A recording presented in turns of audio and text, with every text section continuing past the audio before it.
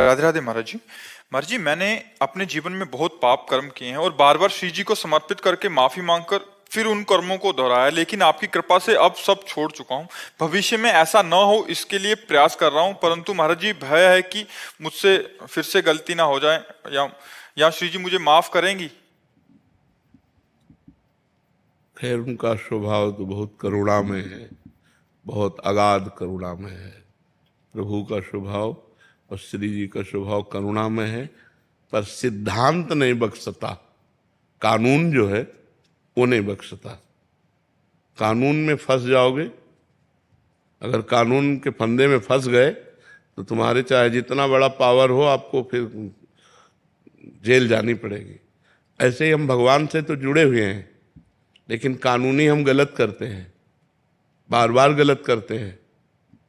तो फिर एक बार तो क्षमा है। जैसे आज हमने सत्संग सुना और हमें पश्चाताप हुआ कि हमारे द्वारा बहुत पाप हुए, और हृदय में ठान लिया, अब लो नशानी अब ना नशे।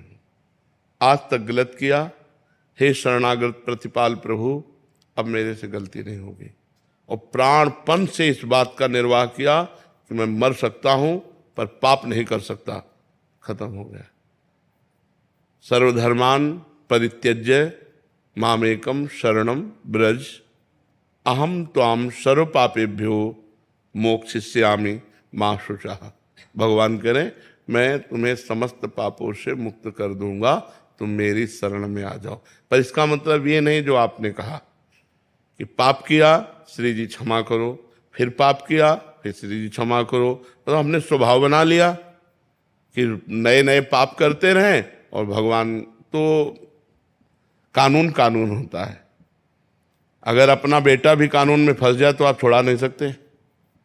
ईमानदारी से, बेईमानी की बात हम नहीं कहते, हमारे भगवान के यहाँ ईमानदारी चलती है।